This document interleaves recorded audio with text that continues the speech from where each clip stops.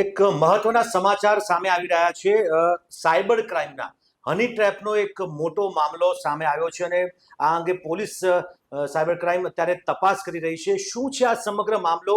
જે આંકડો જે છે હની ટ્રેપમાં જે રકમ માંગવામાં આવી હતી, જે આંકડો છે તે ખૂબ જ ચોંકાવનારો છે તેવી પણ આ માહિતી સામે આવી રહી છે. હજુ સુધી આ જે એક્સક્લુઝિવ માહિતી અમારી પાસે આવી છે, પોલીસ દ્વારા હજુ સુધી આ અંગે કોઈ જાહેર બાબત કરવામાં નથી આવી કે નથી પ્રેસ કોન્ફરન્સ કરવામાં આવી, પરંતુ જે માહિતી છે તે ખૂબ જ ચોંકાવનારી છે. હની ટ્રેપને લઈને આ જ મુદ્દે વાત કરીશું અમારા સહયોગી રીતેશ શાહ પાસેથી. રીતેશ, જે માહિતી અત્યારે આપણને મળી રહી છે સાયબર ક્રાઇમ દ્વારા કેટલાક લોકોને પકડવામાં આવ્યા છે, હની ટ્રેપનો મામલો છે, શું છે આ?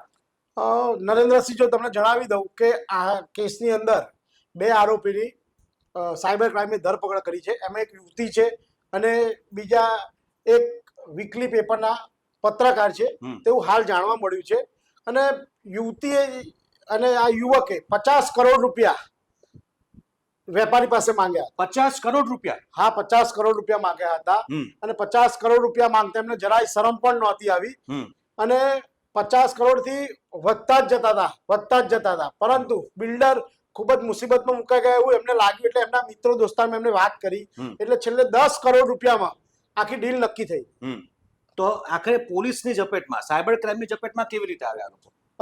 આખી તમને વિગતવાર વાત કરું તો આ જે ભાઈ છે એ પોતે અમદાવાદ અને રાજકોટમાં એમની ફર્મ છે. એ પોતે બિલ્ડર છે અને બહુ મોટા બિલ્ડર છે. એમનું બહુ મોટું નામ છે. જેથી એમના ત્યાં આગળ એક યુવતી નોકરી કરતી હતી અમદાવાદની ઓફિસમાં, અને મોટાભાગે અમદાવાદથી બધું હેન્ડલ કરે છે. જેથી બંનેની આંખો મળી ગઈ. યુવતી સાથે એમને પ્રેમ થઈ ગયો હતો અને બંનેના કેટલાક વાંધાજનક વિડીયો પણ યુવતીએ બનાવી લીધા હતા. યુવતીએ શરૂઆતથી જ પ્લાનથી આખા વિડીયો બનાવ્યા હતા કે આ બિલ્ડરનો મોટા પાયે તોડ કરે. એટલે યુવતીએ તેના મળતિયાઓ સાથે એક વીકલી પેપરના અશ્વિન નામના પત્રકારને મળી અને તે યુવતીએ તે યુવકને શીખવાડ્યું કે 50 કરોડ રૂપિયા આપણે માગો તો આપણે કમસે કમ 20 થી 30 કરોડ રૂપિયા આપશે, કારણ કે બિલ્ડર બહુ નામાંકિત છે અને બજારમાં જો એમની ઇજ્જત જશે તો એ સુસાઇડ કરે એવું પણ બને, એમાં કોઈ બેન જ નથી.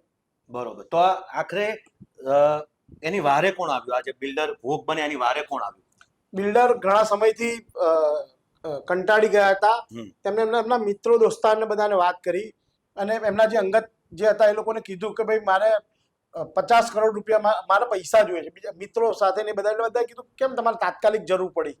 એટલે એમને કીધું ભાઈ મારી જોડે કંઈક એવી ઘટના બની છે જે હું તમને કહી શકું એમ નથી. જેથી એક બે અંગત મિત્રો હતા, એમને ખાસ ફંફાડીને એમને પૂછ્યું કે ખરેખર શું થયું તમારે? તમારે પૈસા અમે આપવા તૈયાર છીએ, પણ તમને શું પ્રોબ્લેમ શું છે અમને કહો. એટલે એમના એક બે મિત્રોને વાત કરી. એ મિત્રોએ એક આઈપીએસ અધિકારીને વાત કરી અને આઈપીએસ અધિકારીને આ બિલ્ડરને મળાયા. એટલે આઈપીએસ અધિકારીએ કીધું કે તમારે કોઈ પણ જાતની ચિંતા કરવાની જરૂર નથી.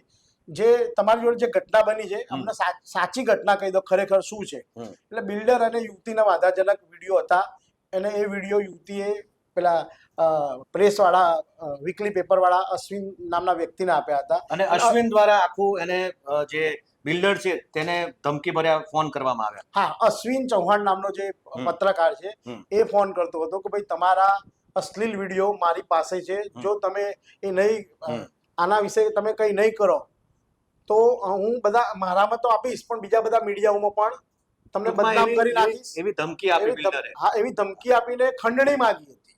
અને એ 1-2 રૂપિયાની નહીં, 50 કરોડ રૂપિયાની ખંડણી માંગી હતી. જેથી બાર્ગેનિંગ કરતા કરતા છેલ્લે 10 કરોડ રૂપિયામાં ડીલ નક્કી થઈ હતી. જેથી આઈપીએસ અધિકારીને મળતા આઈપીએસ અધિકારીએ બિલ્ડરને શીખવાડ્યું કે તમે એક કામ કરો, તમે કોઈ પણ જગ્યાએ મળવા બોલાવો પત્રકારને અને યુવતીને, બંનેને. એટલે એ લોકોએ આજે મળવા આવ્યા અને મળવા આવ્યાને તરત જ સાયબર ક્રાઇમની ટીમે બંને જણને દબોચી લીધા. તો અત્યારે પોલીસ દ્વારા ધરપકડ બતાવવામાં આવી છે કે હજી તપાસ ચાલી રહી છે? હાલ તો પોલીસે અટકાયત કરી છે, પણ એની ધરપકડ પણ કરશે. અને આવા અનેક કિસ્સાઓ બને છે હની ટ્રેપના, એટલે જેના કારણે ઘણી વખત કેટલાય લોકો સુસાઇડ પણ કરે છે અને બહાર પણ કેટલાય કેસ આવતા નથી. બિલકુલ. આ એક કેસ બહાર આવ્યો.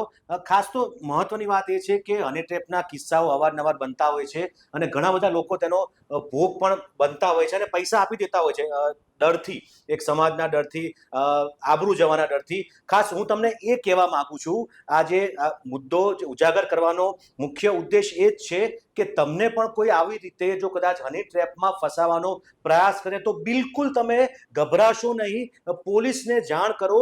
જે તમારી આવી યુવતીઓ જે તમને ફસાવતી હોય છે કોઈ પણ રીતે, તમારા વિડીયો ચેટ કરીને અથવા તો ફોન કરીને જે ફસાવતી હોય છે, અને ત્યારબાદ સમાજમાં તે ઉજાગર કરવાની, જે સમાજમાં બતાવી દેવાની, તમારા પરિવારને, તેના ફેમિલીને બતાવી દેવાની જે બીક બતાવતી હોય છે, તેના કારણે લોકો ડરી જતા હોય છે. પરંતુ તમારે બિલકુલ ડરવાની જરૂર નથી. તમારે પોલીસને ચોક્કસ આ બાબતે ધ્યાન દોરીને આવા જે તત્વો છે જે હની ટ્રેપમાં ફસાવતા હોય છે તેને પકડીને તે પકડાય અને આવા અન્ય લોકો તેનો ભોગ ન બને તે માટે સજાગ રહેવું એટલું જ જરૂરી છે. ખાસ તો અમે લલકાર ન્યૂઝ પણ આપણે એ જ અપીલ કરી રહ્યા છે, જો તમને પણ આવી રીતે કોઈ ફસાવાનો પ્રયાસ કરે, હની ટ્રેપ હોય કે અન્ય કોઈ બાબત હોય, તો ચોક્કસ અમારો સંપર્ક કરો કે પછી તમારા સ્થાનિક પોલીસનો સંપર્ક કરો, સાયબર ક્રાઇમનો સંપર્ક કરો. પરંતુ તેને ડરીને પૈસા આપી ન દેતા. આ જે મામલો સામે આવ્યો છે, 50 કરોડ રૂપિયા માંગ્યા. આ બિલ્ડરની જે આભા છે, જે પ્રતિભા છે, પ્રતિષ્ઠા છે સમાજમાં, તે જોઈને 50 કરોડ રૂપિયા માંગવામાં આવ્યા અને 10 કરોડ રૂપિયા આપવા બિલ્ડર તૈયાર પણ થઈ ગયા. પરંતુ આખરે પોલીસની જે મદદ મળી અને તેના કારણે તે બિલ્ડરના 10 કરોડ રૂપિયા તો બચ્યા, સાથે તેની જે સમાજમાં તેને એક તેના જે વિડીયો જાહેર કરી દેવાની જે ધમકી આપવામાં આવી હતી તેનાથી પણ તે બચી ગયા.